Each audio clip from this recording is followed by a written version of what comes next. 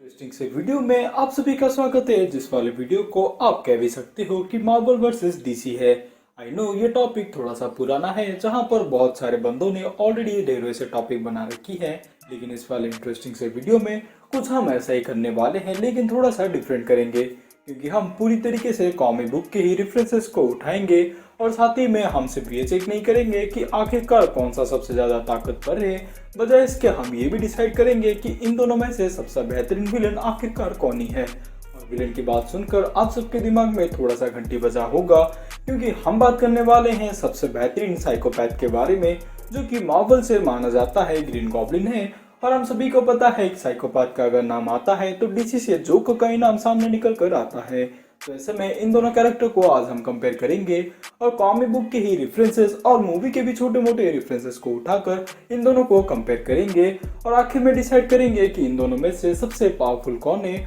और कौन ही सबसे ज्यादा बेहतरीन विलन है। तो इन सभी चीजों को आप अगर बिल्कुल भी मिस करना नहीं चाहते हो तो इस वाले वीडियो को पूरा एंड तक देखना, और साथ ही में वीडियो अगर अच्छी लग जाए तो हमारे चैनल को सब्सक्राइब भी कर देना, क्योंकि रोज हम ऐसे कंटेंट्स लेकर आते रहते हैं जिन सबको आप तो बिल्कुल भी मिस करना नहीं चाहोगे।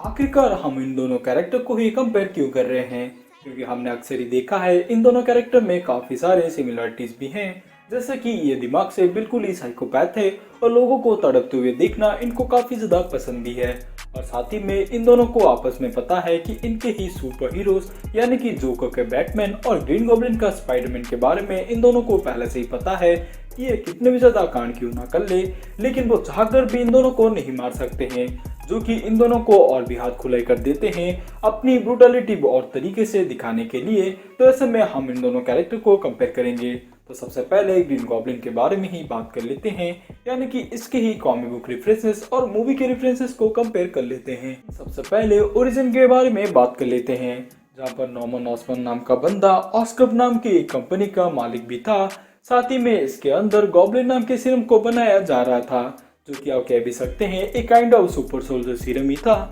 लेकिन वो कम्प्लीटली रेडी नहीं था। इसके बावजूद भी उन्होंने खुद के ऊपर ही एक्सपेरिमेंट कर दिया था। इसके साथ ही उनके ब्रेन के नर्व काफी ज्यादा डिस्टर्ब हो गए थे और ऐसे में ही उनका दिमाग बिल्कुल ही साइकोपैथ बन गया था, जहाँ पर वो ऐसे एज्यूम करते थे कि उनके दिमाग में कोई दूसरी पर्सनालिटी रहती है, जो कि हम कह भी सकते हैं कि कॉन्स्टेंटली इसके दिमाग को करप्टेड बना रहा था। इसके खातिर वो आगे जाकर ग्रीन गॉब्लिन नाम का एक विलन बनता है, जो कि काइंड ऑफ एक सुपर विलन ही होता है, और वो आगे जाकर स्पाइडरमैन से ही पंगा लेता है। और इस सीरम को लेने के बावजूद इसके दिमाग में भले ही इविल पर्सोना काफी ज्यादा हावी हो गया था, लेकिन साथ ही में इसके बॉडी के ऊपर काफी सारे पॉजिटिव चेंजेस भी आ गए थे, जैसे कि सुपर स्पीड, सुपर स्ट्रेंथ, और इसके साथ साथ ये तो एक साइंटिस्ट ही था, तो ऐसे में उसने पंपकिन बॉम्ब नाम के ही वेपन्स को डिजाइन किया था, और साथ ही में एक एडवांस सी ग्लाइडर को उसने डिजाइन किया था, जिसके की इस्तेमाल से ये उड़ भी सकता था।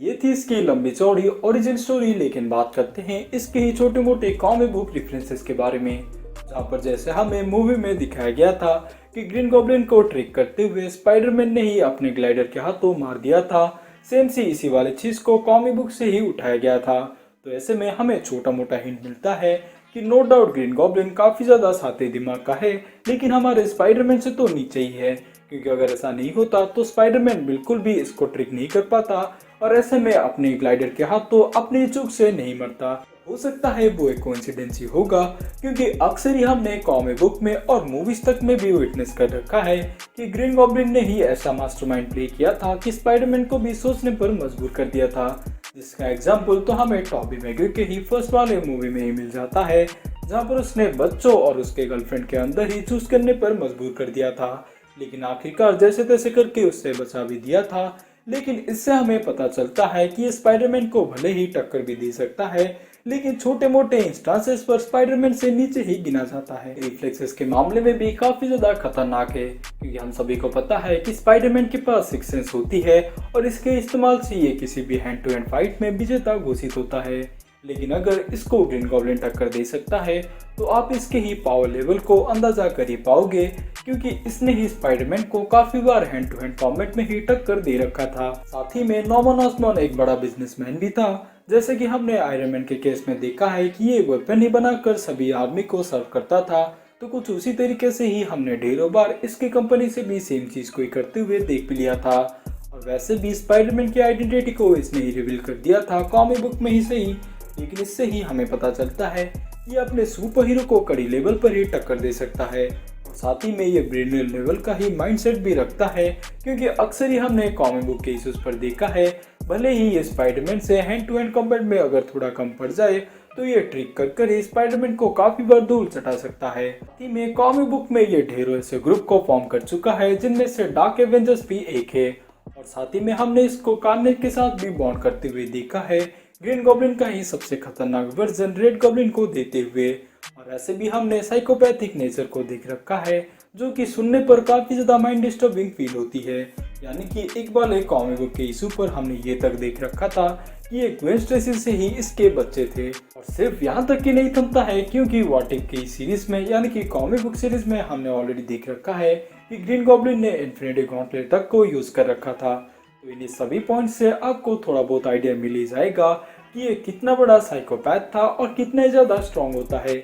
लेकिन क्या ये हमारे डीसी के जोकर को टक्कर दे पाएगा, इसके बारे में आइए जानते हैं। इसलिए हम इसके ही ओरिजिन स्टोरी से शुरुआत करेंगे, जहाँ पर हमने इसके ढेरों ओरिजिन स्टोरी को ऑलरेडी विटनेस कर रखा है, जहाँ पर हमें कभी कभी ये भी बताया जाता है कि बचपन से ही इसको ऐसी साइकोपैथिक वाली बीमारी थी। और किस किस कॉमिक बुक पर हमें ऐसा भी बताया जाता है कि ये केमिकल में गिर गया था जिसके खातिर ही इसको ये सभी पावर्स मिली थी, यानी कि साइकोपैथिक नेचर। और इसका स्किन इसलिए वाइट भी हो गया था, लेकिन हम इसको ही मानकर चलेंगे क्योंकि इसको ही सबसे ज़्यादा एक्सेप्टेबल माना जाता है। फिर इसके ही कॉमिक बुक रेफरेंसेस के बारे में बात करें तो कॉमिक बुक में टोटली इसको साइकोपैथ दिखाया गया है। इसकी ही ओरिजिन स्टोरी के बारे में आपको अगर पता चल गया होगा तो हम इसके छोटे मोटे वेपन्स के बारे में बात कर लेते हैं, जहाँ पर हमने कॉमिक बुक में काफ़ी बार देख रखा है कि जोकर के पास वही वाले आइकॉनिक सी नाइफ होती है जिसको कि इस्तेमाल करते हुए वो सभी लोगों के चेहरे पर ही स्माइल पुट करता है। यानी कि वो वाली स्माइल तो काफ़ी ज़्यादा खतरनाक होती है जिसके बारे में आप सभी जानते ही होंगे। और उसके पास ढेरों ऐसे बॉम्ब्स भी होते हैं जिसको कि वो अपने मास्टरमाइंड का ही इस्तेमाल करते हुए सभी लोगों की नानियाँ दिला देता है। और सिर्फ यहाँ तक ही नहीं थमता है, क्योंकि हमें कॉमिक बुक में ऐसा भी बताया गया है कि जोकर के पास असल में जोको वेनम भी एग्जिस्ट करता है, जिसको हमने थोड़ा बहुत झलक तो बैटमैन हू लव्स के कॉमिक बुक में देखा था, जहाँ पर हमें बताया जाता है कि इस वाले गैस को जो भी सूंघ लेता है तो वो मरते दम तक ही ऐसे हंसता रहता है, जो कि काफ़ी ज़्यादा खतरनाक साउंड करती है।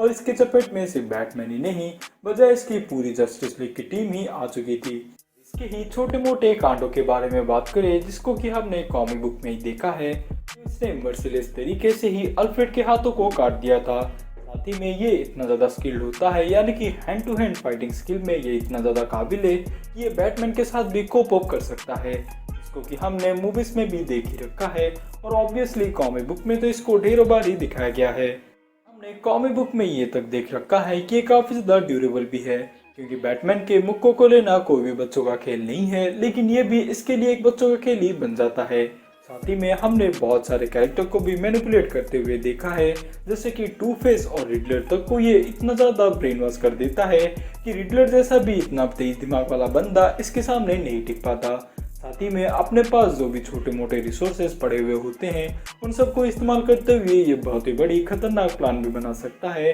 जिसके चपेट में हमारा बैटमैन अक्सर ही आता रहता है। तो इसके ही ड्यूरेबिलिटी के बारे में बताया था, इसको ही हमने एक क्रीपी तरीके से कॉमिक बुक में देख रखा था, यानी कि जब इसके फेस की स्किन को कट कर दिया जाता है तब के टाइम पर भी वो वाली पेन को वो झेल पाता है और असल में सर्वाइव भी कर लेता है। और साथ ही में हमने इसके क्रिपीनेस को ढेरों बार कॉमिक बुक में और मूवीज में भी फॉलो कर ही लिया है, जिसको देखकर बैटमैन में काफी ज्यादा तंग आ गया था। और इस सब के खातिर ही वो अपने बड़े रूल को तोड़ता है, यानी कि वो किसी भी विलन को जो नहीं मारने की कसम खा रखा था उसको ही वो तोड़ देता है और बैटमैन को एंड में मार देता है, जिसको हमने बैटमैन हू लव्स के कॉमिक बुक में ही फॉलो किया था, जिसके बारे में आपको ऑलरेडी पता ही होगा। इन दोनों के ही पावर लेवल या फिर इनके ही ओरिजिन से हमें थोड़ा बहुत आइडिया मिल गया कि ये दोनों अपने अपने फील्ड में कितने ज़्यादा ही क्रीपी और कितने ज़्यादा ही बेहतरीन विलन्स हैं। लेकिन अगर हम इन दोनों को कंपेयर करें पावर्स के मामले में ही, तो भले ही आपको लगता होगा कि सुपर स्ट्रेंथ और इतने ज़्यादा तेज दिमाग होने के कारण ग्रीन गॉब्लिन ही शायद से विजेता होगा, लेकिन मैं आपको बता दूं कि जोकर के पास इतनी भी ज़्यादा कैपेबिलिटी होती है कि वो अपने मास्टरमाइंड का इस्तेमाल करते हुए भी कितनी ज़्यादा सुपर स्ट्रेंथ को मात दे सकता है, क्योंकि इसने कॉमिक बुक में सुपरमैन और जस्टिस लीग तक को धूल चटा रखी थी। तो ऐसे में आप इमेजिन कर ही पाओगे कि ये बंदा जितना ज़्यादा सिंपल दिखता है ये उससे कहीं ज़्यादा ही खतरनाक है। अगर आपको वीडियो अच्छी लगी तो सब्सक्राइब, कमेंट, लाइक और शेयर भी ज़रूर से कर देना, क्योंकि हम ऐसे कंटेंट्स रोज ही लेकर आते रहते हैं। इसके साथ मैं आपसे विदा लेता हूँ, बाय।